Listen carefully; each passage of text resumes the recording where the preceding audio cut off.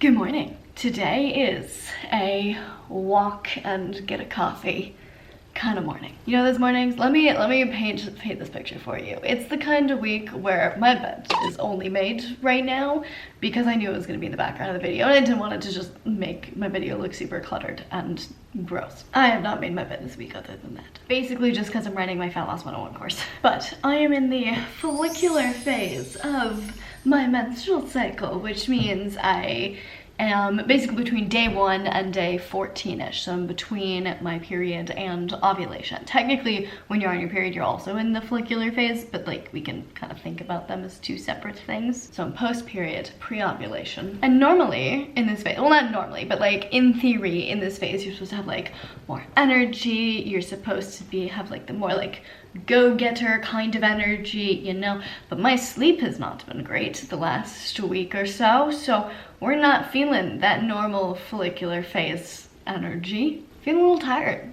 a little run down. So today I'm walking you through how I eat and train with my cycle in my follicular phase, and also how I listen to my body at the same time, right? Because I'm in my follicular phase, I should be feeling one way, but I'm not quite feeling that way. So today I'm not gonna force myself to be like follicular phase energy. I'm gonna do what I can to get the energy that I want and to be able to like accomplish the things that I want to today, but I'm not gonna like pretend that my body isn't feeling the tiredness that it's feeling. But anyway, that's why I'm about to go get a coffee. Is I've told you guys I've been trying to like ease off the caffeine, and I don't remember the last time I did my like morning coffee walk to go get a coffee. But basically I don't have the energy that I want to have right now just because I haven't been getting as much sleep because I've been working really hard on a lot of things. And I know that in my follicular phase, my body is a lot better able to tolerate stimulants and stress and that kind of stuff. So in this phase of my cycle, adding some caffeine in the morning should actually be a positive thing. Like it should help me kind of get my energy up, etc. If I were feeling really like tired and sluggish while on my period, maybe not the best idea, because the body's resiliency towards stress is very different when you are on your period, where your hormones, like all of your hormones are at their absolute lowest, versus when you're in your follicular phase and everything's starting to like come back up. Or this is me just justifying going to get an iced mocha.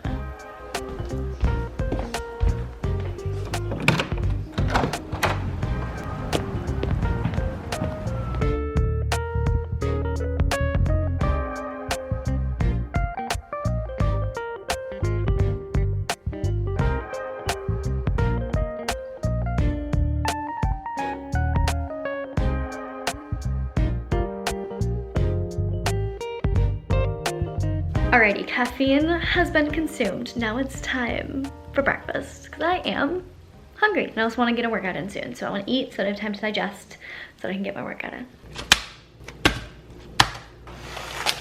I'm very low on groceries, so this is what we got for breakfast today. I'm gonna make a triple-decker egg quesadilla.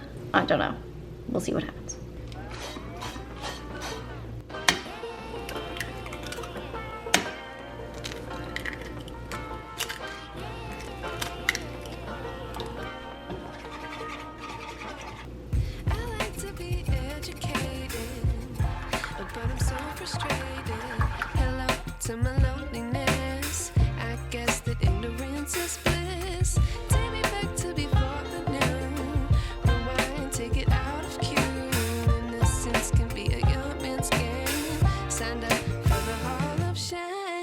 And we have triple-decker egg quesadilla thing. It's layers of almond tortilla with cashew cheese and scrambled eggs with green onion and a ton of nutritional yeast in the eggs. This is literally the best I could do with what was in my fridge. This was like the rest of what was in my fridge. Definitely ordering food for dinner tonight. But this looks good. Very excited about it. Is it even pick-upable? It is. Oh, look at that. I'm kind of impressed with myself. And I also grabbed a little kombucha for some hydration. So when it comes to your follicular phase and fitness, your follicular phase is essentially your body gearing up for ovulation. And so day 1 of your period, your hormones are at like all-time low of your cycle.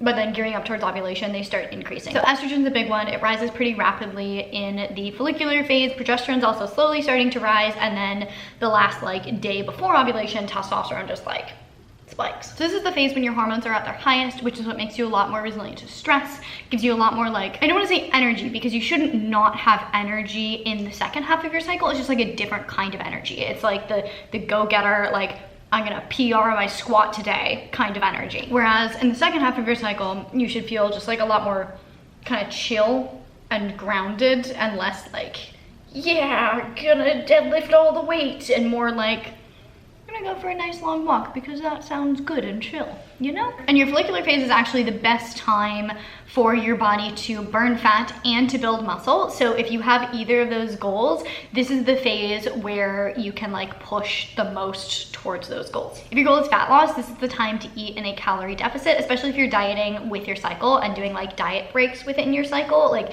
you want to be in a deficit kind of in the beginning, middle of your cycle, and then you go back to maintenance towards the end, and then while you're on your period. And then same thing with building muscle. Your follicular phase is the time to like push the calories, push the weights, like get everything out of your workout that you can, because your body is just in a better state to synthesize muscle because of where your hormones are. Also, you have improved insulin sensitivity in your follicular phase, so this is the time to like push carbs around your training. Like, if you do have like training based goals that carbs can help with, then like eating some carbs as fuel before your workout is gonna be fantastic. This is really good. I'm really proud of myself. So as important as I believe it is to understand your menstrual cycle and your normal fluctuations and how you can like eat and train within it in order to optimize your hormones and your results, I think it's equally, if not more so, important to just listen to your body in order to optimize your hormones and optimize your results. Because here's the thing, if you're listening to your body in the first place, you will kind of inherently, innately eat and train within your menstrual cycle. Like, you will naturally have more energy during your follicular phase and naturally kind of feel like you want to pull back and be more chill during your luteal phase. And if like you listen to that and honor that, you will be training with your cycle without even intentionally training with your cycle. But that said, if you do understand your cycle and try to use it as a framework for your eating and training, and you disregard things that your body is telling you just because you're at a certain phase of your cycle, that's also not optimal, right? Like, today I am tired. It doesn't matter that I'm in my follicular phase and I should have a lot of energy. Like, there's other things going on in my life other than the hormones in my menstrual cycle that are going to dictate what is going to be optimal for me. So like, I'm about to go do my workout. Yesterday I crushed leg day.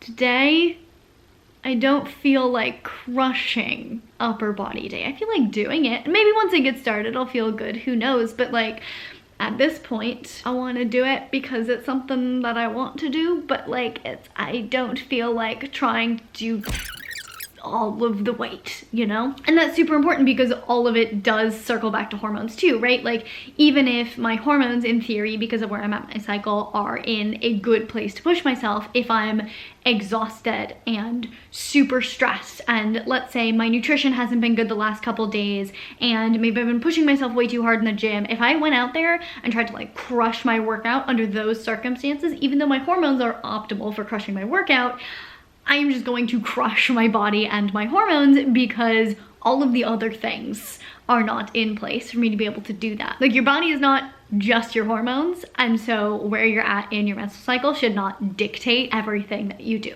Essentially, you need to listen to your body as well. So listening to my body is something that I do throughout my cycle, regardless of what phase I'm in order to help optimize my hormones, but also just like help optimize my health and my progress with anything that I'm trying to achieve. And then something else that I do throughout the month, no matter where I'm at my cycle, to support my hormones is take my daily probiotic. Your gut health and the microbiome are intricately linked to hormone health. If your microbiome is out of balance, your hormones are going to be out of balance as well. Your gut health plays a huge role in estrogen regulation, and poor gut health is linked to estrogen related diseases like PCOS. And not only that, 95% of your serotonin is produced in the gut. Poor gut health is linked to low thyroid function. Gut health also plays a huge role in insulin regulation, in vitamin D absorption, in cholesterol levels, all of which tie back to your hormones. Like, the body is a whole interconnected system, right? Like, if your gut health is off and it affects your insulin, that's going to end up affecting your hormones as well. So one of the best things you can do for hormone balance is support a healthy gut, which is again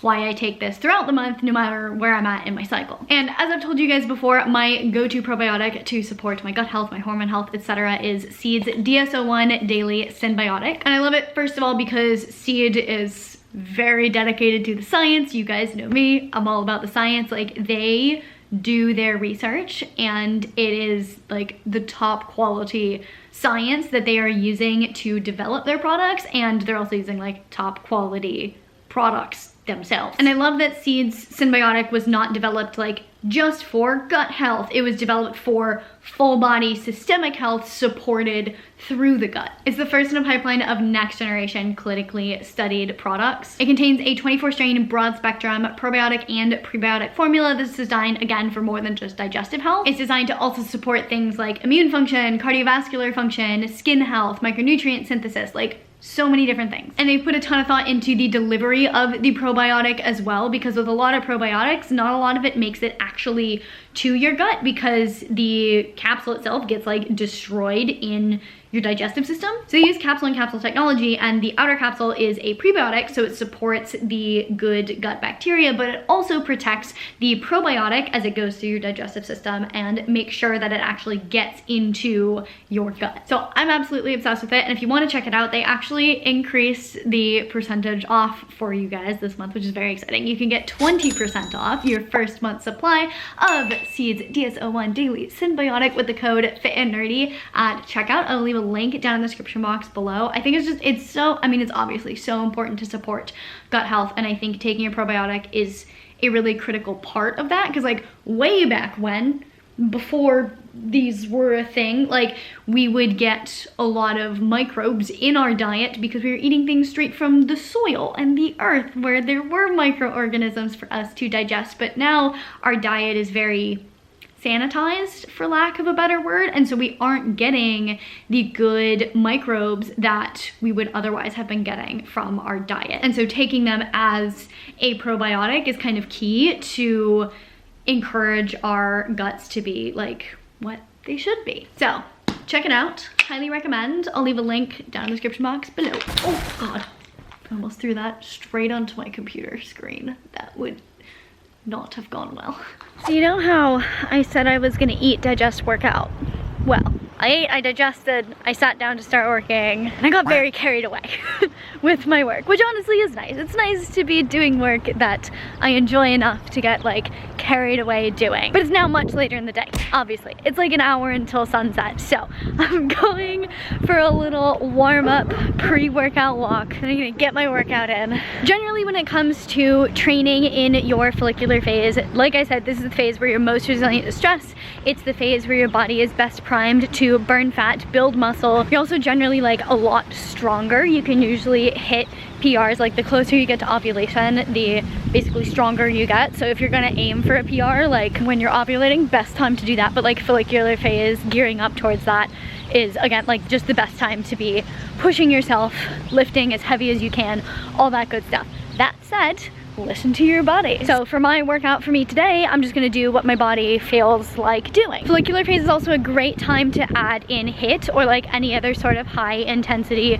training, which is actually my plan next week. Is my goal was 4 lifting sessions and then 1 extra workout. And in my luteal phase, my extra workout was yoga because it's a lot more chill, but now that I'm in my follicular phase, my body can handle the high intensity stuff, and I want to add some HIIT into my routine. Very proud of myself. I've been wanting to like actively incorporate a little bit of cardio into my routine, and I think this is going to be a good way to do it. I think my end goal for Project Comeback, at least as far as like workout frequency for me, is going to be 4 days of lifting, 1 day of something extra. So probably in my follicular phase, it's going to be more like HIIT or something more high intensity, and then in my luteal phase, my extra workout will be something like yoga or stretching or mobility work or something like that. But I can't believe I'm already in week 4? Week 4 of Project Comeback? Week 5? I'm not sure off the top of my head.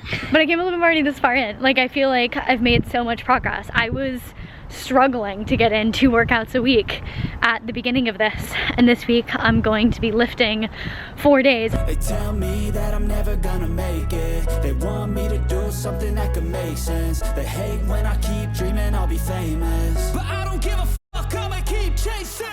I got all this potential that's deep inside of me, but they hate when you're successful cause they try to be. They sit there being judgmental because you're trying things, and they just want you to settle and do the right thing.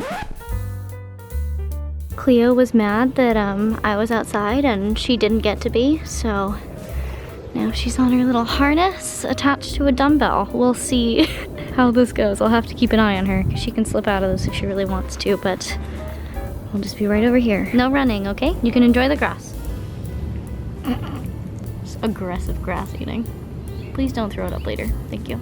Fuck that, I'll do what I wanna do. I got a different path from everyone and that includes you. Who are you to tell me how to live life? In these times it feels like nobody's right, yeah. So I'ma figure out what else we succeed, and then invest all of my time into that and proceed. I need whatever the hell could make me happy, and I don't think you have a clue what could that be. The cat managed to get herself out of her harness, so I immediately grabbed her. She has been banished. That's what you get. She's not sorry. She's plotting her escape.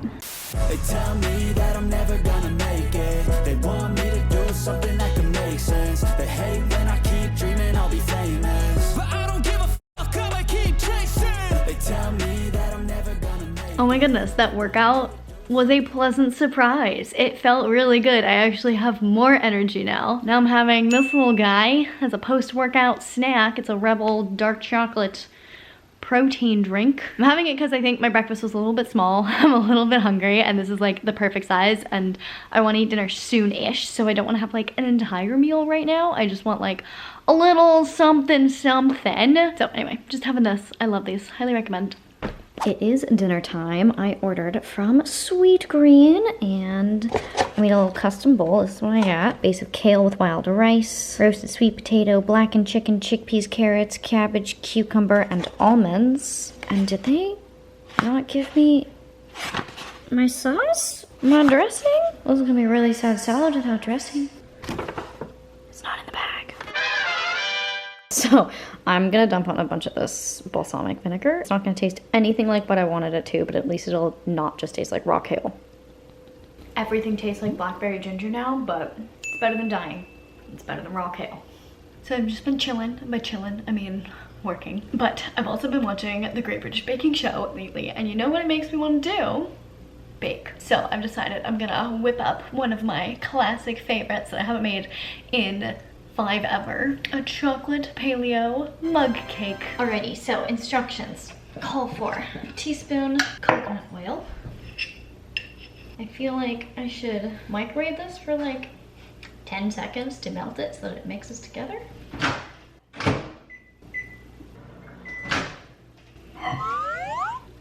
Okie dokie, that looks melty enough. Now I need a 1/4 cup of almond flour, but there's not much left in this bag. Ooh, perfect. 2 tablespoons of cacao powder. Oh, I got it on my white sweatshirt. Okay, that's it for dry ingredients. I'm just gonna give it a little mixy to get the coconut oil kind of mixed in. Maple syrup. We got 2 tablespoons of this. Teaspoon of vanilla for that flavor.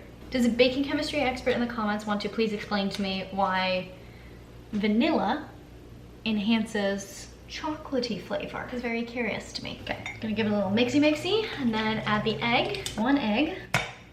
And then the recipe doesn't say to do this, but in my brain thinks that I should add a pinch of salt, like a tiny little pinch. So I'm gonna do that.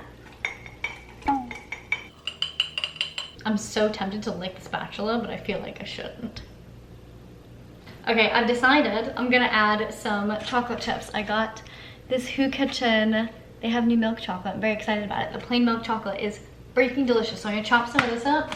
I'm gonna chop up some walnut tabs and just like sprinkle it in, and then maybe sprinkle it on top once it's done cooking.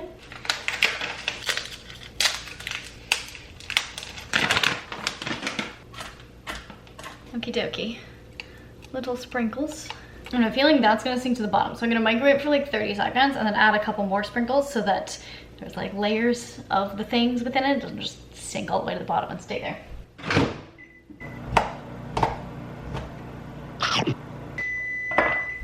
This is really like half cooked and half liquid. It's fine. More sprinkles. Alrighty, let's see. Boom. And now we do this. Look at how beautiful this cake is. I am obsessed. Yes, yes. I'm gonna eat this. Yes, I'm eating it with a spoon because the only forks we have left are like aggressively large and this is an aggressively small cake. So I'm with a small spoon instead of a large fork. Is anyone else weird about their silverware that way or just me? I'm also gonna have some coconut water. Just get some work done. Need to get some work done. 2 hours later. So I just spent the last few hours working on my new course, Fat Loss 101, which by the way, you can sign up for the waitlist at fatloss101.com and get like generally more info. And I have been sipping on, I'm almost done, but I've had a whole tea.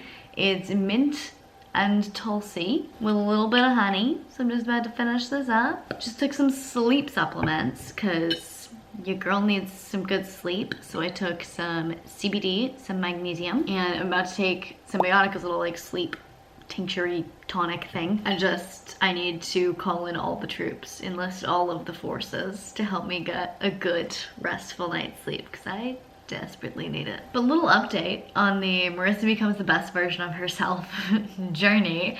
I did a thing yesterday that was very hard to do, but it was absolutely a step in the right direction for like me and what I need to be better about doing and all that good stuff. And while intellectually I am proud of myself and like logically I understand that this was a good thing for Marissa, it doesn't feel good, which is what I'm working through. Like that is the problem. And I know I'm being super vague about this, but like I don't want to get into a 20-minute discussion about all of this. Anyway, we can talk about it in the future. The point that I want to make is that the step that I had to take to get closer to where I want to be as a human being was highly uncomfortable, was not fun, did not feel good in the moment. And I was kind of reflecting on that today, going like, I don't like it, you know? But then I remembered my whole discussion in my 3-day fasting video about the power of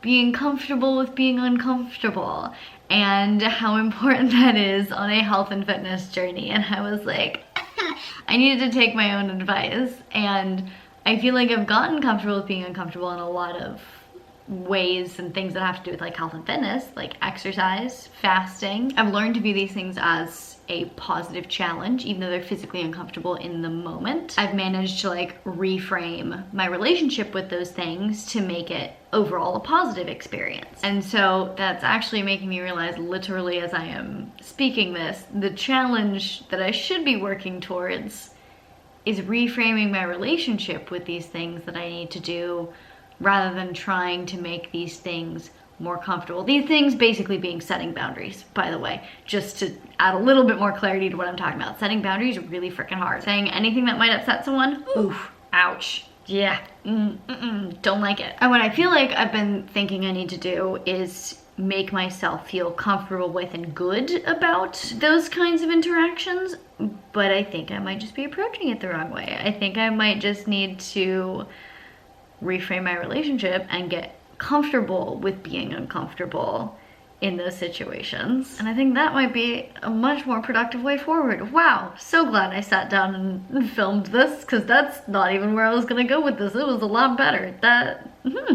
Fun. So on that note, I'm gonna take my last sleep supplement, brush my teeth, get ready for bed, do a little bit of deep breathing to some binaural beats just to calm the heck down after just working for hours straight. And I think I will wrap the video up here. I hope you guys liked this video. I hope you found value in it. I hope you learned something. I'm excited to be continuing this series. I'm gonna make one of these videos for all the phases of the menstrual cycle. Make sure you do check out Seed's DSO1 Symbiotic. I'll leave a link to that down in the description box below. Make sure you use my discount code to get yourself a little discount. If you like this video, please give it a big thumbs up. It really does support me on my YouTube channel. I really genuinely appreciate it. Please share this video with your friends, your family, and your gym buddies. If you want to see more content from me all about health and fitness, you can check it out over here. To see future videos, make sure you hit that subscribe button, hit the little notification bell so you get notified when I post a video, and I'll see you very soon.